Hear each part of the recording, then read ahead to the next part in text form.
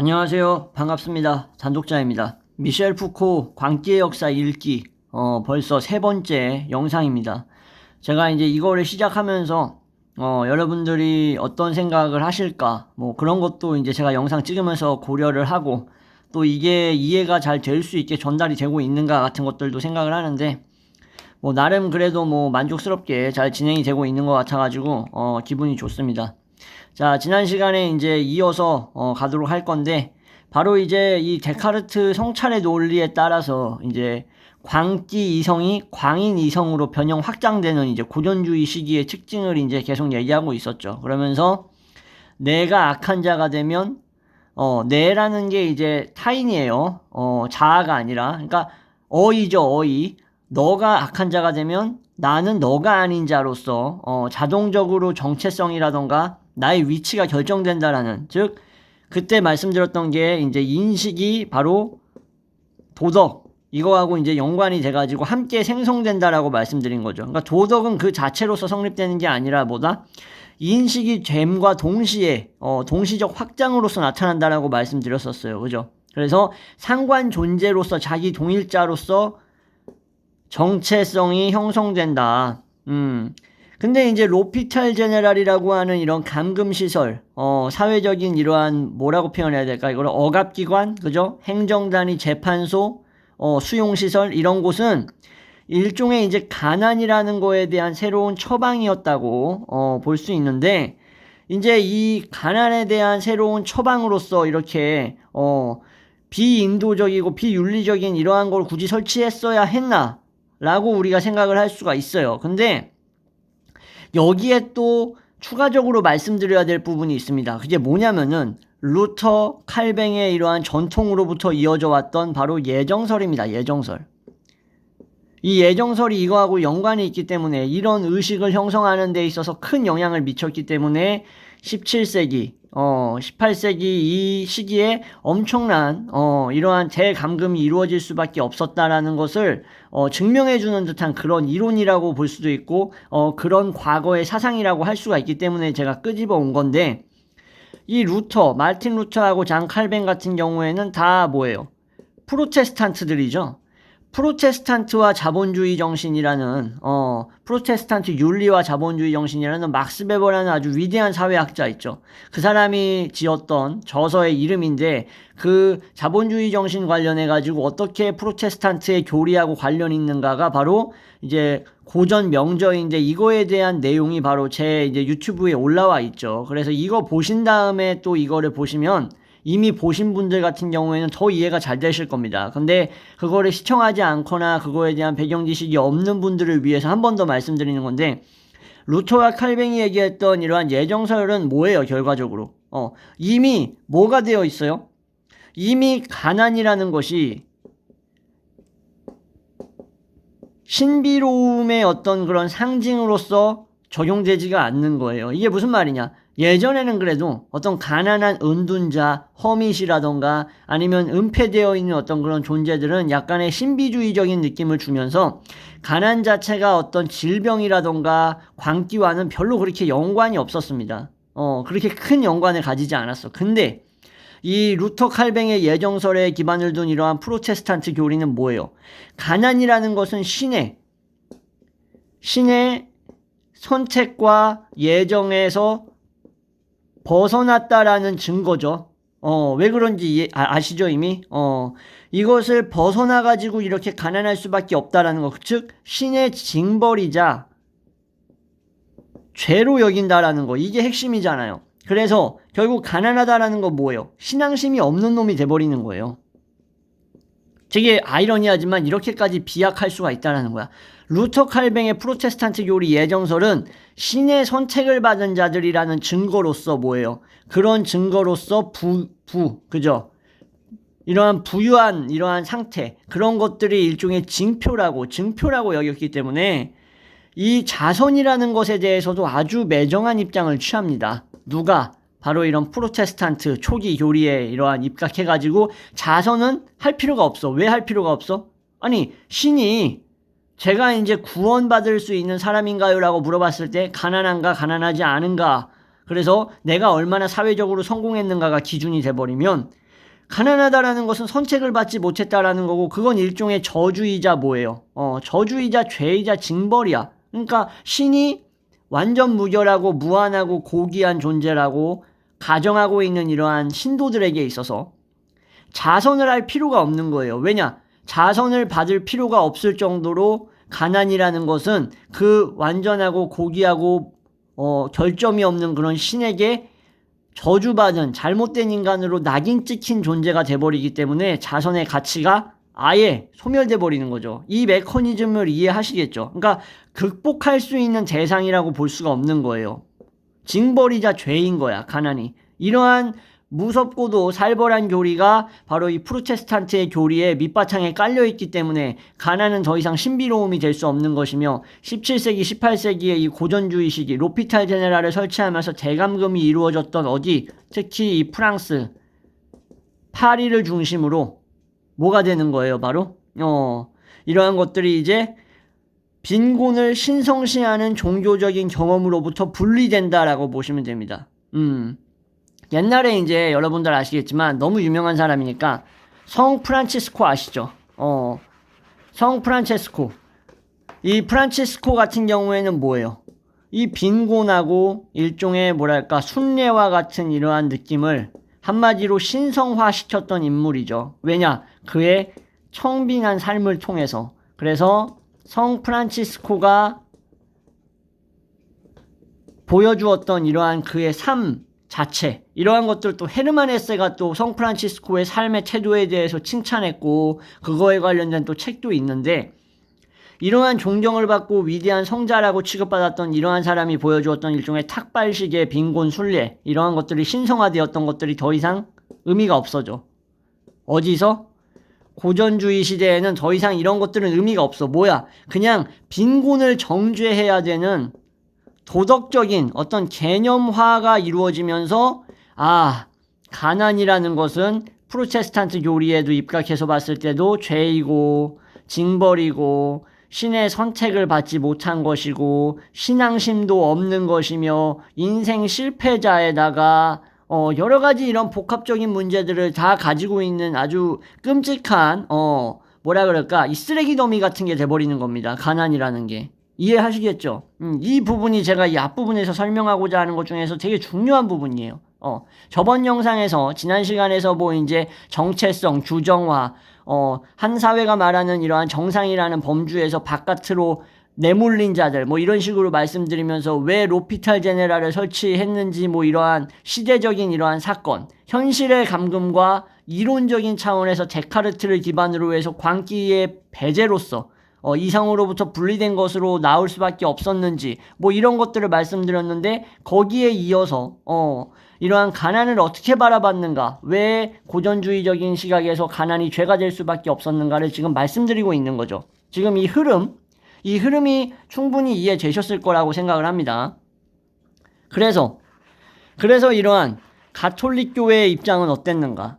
가톨릭 교회 역시 프로테스탄트는 아니지만 이 로피탈 제네랄을 승인하게 됩니다. 로제라고 부르겠습니다. 이것도 로제라고 썼다고 뭐라고 표현해야 될까? 그 아파트 노래 있죠. 나 정말 그 아파트 노래 안 들렸으면 좋겠어. 내 인생에서 영원히 듣고 싶지 않은 노래인데, 어쨌든 그런 뭐 팥죽송 같은 거, 옛날에 여러분들 아시죠? 이 팥죽송.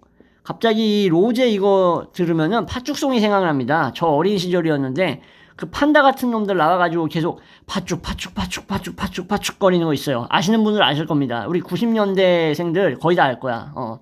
80년대 사셨던 분들도 그때 당시에 젊은 나이였으니까 아셨을 거예요. 어쨌든 이러한 로제 아파트가 생각나게 하는 팥죽송이 아니라 이 로피탈 제네랄의 약자로서 로제라고 하겠습니다. 그래서 가톨릭까지 뭘 승인해버려요? 로피탈 제네랄을 승인해버립니다. 로피탈 제네랄을 승인해버리면서, 가난이 빈곤 때문인가? 가난이 더 이상 빈곤 때문이 아닌 거야. 그럼 뭐야? 영적인 비참함을 상징하는 거예요.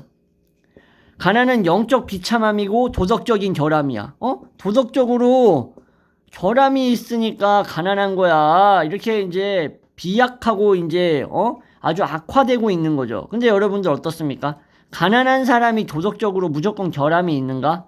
절대 아니죠. 그럼 뭐 돈 많은 사람은 뭐 도덕적으로 훌륭합니까? 아니잖아요. 제가 말씀드렸다시피 교육이 뭐라고요?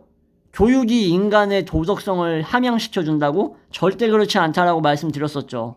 이전 영상에서. 그거와 똑같습니다. 그래서 이러한 말도 안 되는 비약으로 치닫아 가지고 그렇게 결론을 내려버리면서 결국 가난, 이것은 무질서와 비슷해지는 거고, 그리고 무질서의 원인이면서 동시에 뭐가 된다? 결과로서 받아들이게 되는 거죠. 그러니까는 가난한 사람은 뭐야? 애초에 부도덕한 인간이 돼버리는 거예요. 그러니까는 여기 로피탈 제네랄이라는 이 수용시설에 수용되고 있는 이러한 수용자들은 뭐예요? 도덕적 주체로서 일종의 뭐랄까 인식이나 연민의 대상이 아니에요. 더 이상 이 사람들은 연민이라던가 어떤 도덕적으로 인식될 수 있는 이러한 범주에서 벗어난 사람들이야. 이해하시겠죠? 그래서 빈민구제를 국가가 전담하고 뭐 공적으로 조직화하는 것들은 결국에는 빈곤이라는 이 하나의 상태를 뭐예요? 종교적 영역에서, 중요한 말인데, 더 이상 이 시기에는 빈곤이라는 것이 종교적인 영역이 아니라 어느 영역으로 넘어가는 거예요? 죄의식의 영역으로 넘어가는 겁니다. 빈곤이. 그러면서 도덕적인 지평을 하나의 도덕적인 지평으로서 자리 잡고 있는 거예요. 옮겨간 거지, 일종의. 어떻게 옮겨갔는지 아시겠죠? 그러면서 가난을 바라보는 시각의 변화가 이루어졌다라는 거 여러분들도 아시게 될 겁니다. 이런 식으로 가난을 바라보는 시각이 아주 급변화하게 됩니다. 급변화. 급격하게 변화하면서 결국에는 빈곤의 이러한 뭐예요? 일종의 사회화죠. 사회화. 빈곤이라는 개념을 어떻게 바라봤는가, 사회적으로 어떻게 바라보는가가 변함에 따라서 고전주의 시대의 광기, 그 광기가 왜 감금을 해야만 하는가에 대한 명분으로서 작용하게 되고, 그 이러한 것을 이해할 수 있는 중요한 어떤 연결고리로서 우리가 받아들일 수 있다라는 거예요. 그래서 광기와 가난이 어떻게 해서 결합하게 되었는가가 보여지는 거죠. 중세에는 그래도 인간적인 어떠한 그런 관점이라던가 환경에서 광기는 다른 세계로부터 왔다라고 받아들여져요. 중세. 이 메디벌 에이지에서 광기는 뭐라고요? 다른 세계로부터 온 것. 우리가 살고 있는 세계가 아니라. 그러니까는 여러분들 다른 세계에서 왔다고 해서 무조건 네거티브한 겁니까? 그건 아니잖아요. 그죠? 무조건 네거티브한 게 아니에요. 광기는 그냥 우리가 살고 있는 세계가 아닌 뭔가 새로운 4차원적인 느낌을 주는 거야. 이게 무조건 네거티브하다라고 보면 안 돼요. 그러니까는 중세에서는 뭔가 우리와 다른 이질적인 다른 세계에서 온 것이지만 이게 뭐 죄라든지 어떤 사회적인 문제를 일으키는 악이라든지 이렇게 받아들이진 않았던 거야. 근데 뭐예요? 이제 고전주의 시대의 광인, 고전주의의 광인은 얘기가 달라지지. 왜? 고전주의 시대의 광인은 그냥 바로 결합돼. 가난하고 바로 결합돼 버려. 가난한 사람, 궁핍한 사람, 부도덕한 사람. 이러한 딱지들, 이러한 타이틀들이 다 달라붙는 거예요. 뭐가 달라붙어? 불황자. 불황자라는 타이틀도 달라붙어가지고 가난한 놈, 부도덕한 놈, 불황자는 다 똑같이 광인이 돼버리는 거야. 이 고전주의, 로피탈 제네랄이 수용시설로서 작용하던 시기에는. 그리고 다시 한번 복습하는 어떤 느낌에서 말씀드리지만 이런 고전주의 시기를 시작하는 듯한 느낌의 작품이 바로 디에고 벨라스케스의 라스 메니나스라는 작품이라고 말씀드렸었죠. 근데 라스 메니나스가 그런 의도로 작품을 그려냈다? 디에고 벨라스케스가 그런 의미를 담고 작품을 만든 건 절대 아닙니다. 그러니까는 그거랑은 전혀 상관없어요. 그냥 그 시점, 그 대감금 시기의 시점을 나누는 데 있어서 바로 그 작품이 뭐랄까 이렇게 하나의 이러한 말뚝으로서 이렇게 작용을 했다는 거지. 뭐 여기에 이제 라스메니나스가 무슨 여기에 뭐 연관이 있다, 뭐 사상적 연관 그런 거 전혀 없습니다. 전혀 상관없어요. 오해하지 마시길 바랍니다. 자, 그러면은 변한 것은 시선이자 위상이자 질서가 변한 건데 변화의 이유는 뭘까요? 그러면 왜 가난한 사람들 다 부도덕한 놈으로 취급하고, 왜 병자로 취급하고, 정신병자겠죠. 그냥 병자가 아니라 정신병자로 취급하고, 신앙을 배신한 자들, 신앙심이 없는 자들, 뭐 이런 사람들로 왜 싸그리 몰아가지고 만들었을까? 그 이유를 우리가 생각해보면 뭘까? 바로 노동력하고도 관련이 있다라는 거예요. 사회적으로 봤을 때. 노동의 필요성, 노동력을 증진시킬 수 있어요.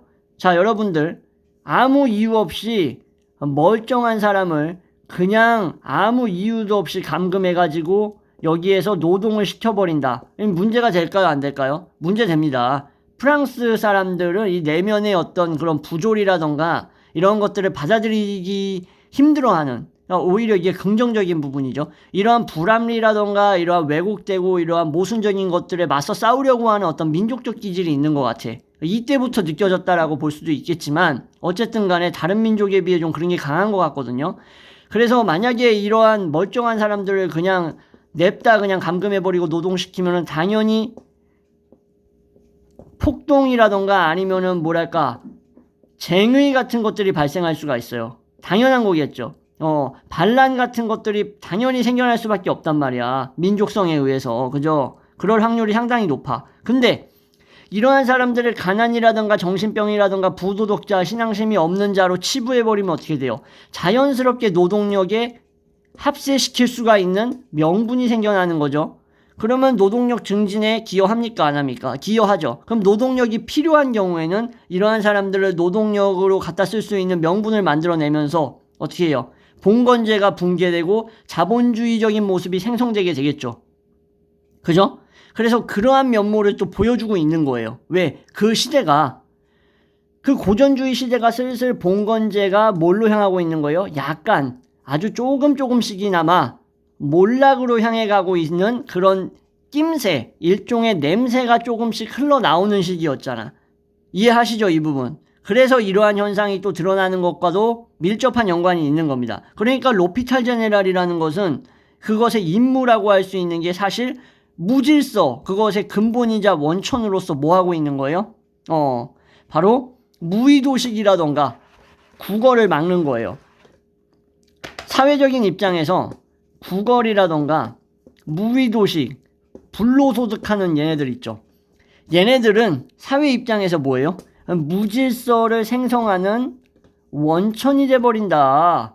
무질서를 생성하는 원천이 되는 이러한 폐기물 같은 이러한 애들을 걔네들 입장에서 봤을 때, 지배층 입장에서, 사회 입장에서 봤을 때 당연히 지배층이 사회를 구성하고 있잖아요.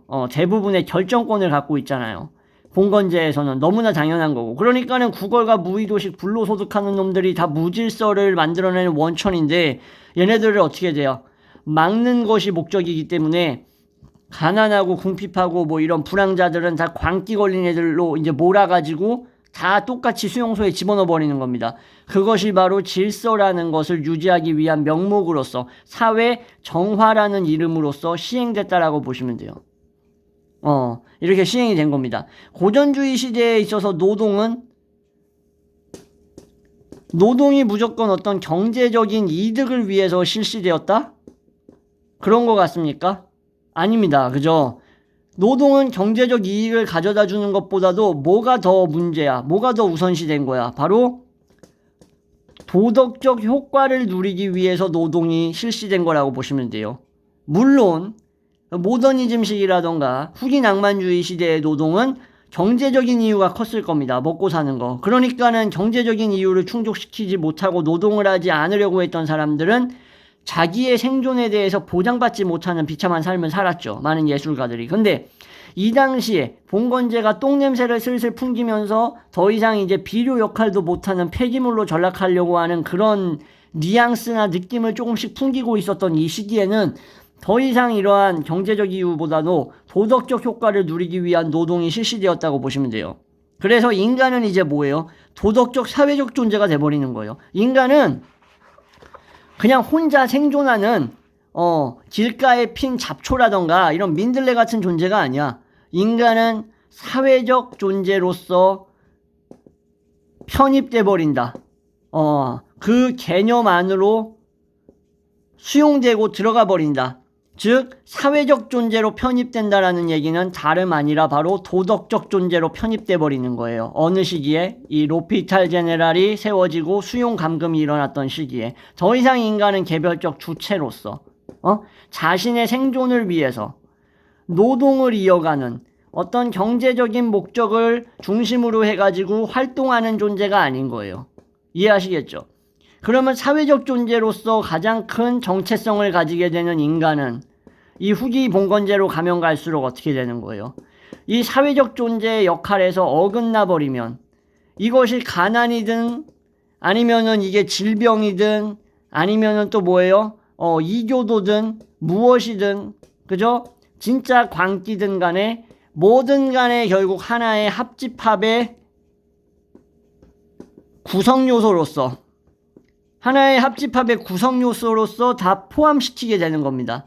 자, 그래서 광기는 더 이상 신비한 것도 아니며 다른 세계에서 온 어떤 예언자적 개념을 주는 것도 아니고 성 프란치스코 시대처럼 어떤 은둔자가 가지고 있는 미덕이자 도덕적 고결함을 상징하는 게 아니야. 오히려 반대로 광기는 다른 모든 사회 문제와 함께 고립되어야만 하는 것, 정리시켜야만 하는 것으로 치부돼 버리게 된다. 이게 바로 오늘 영상에서 정말로 핵심적인 얘기들.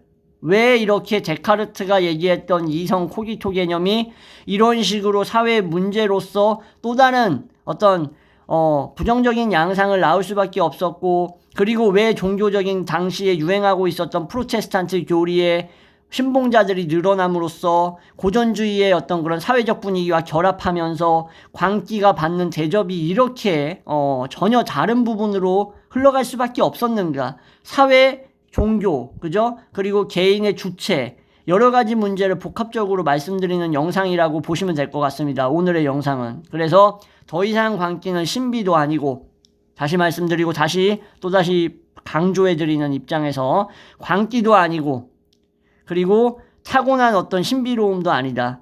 가난, 불황자, 질병 이런 것들과 똑같다. 무질서, 비도덕, 부도덕과 같은 위치에서 같은 개념으로서 묶여버린다. 이렇게 이해하시면 좋을 것 같습니다. 자, 이렇게 해서 오늘 영상 마무리할 거고요. 지금까지 시청해 주셔서 감사합니다.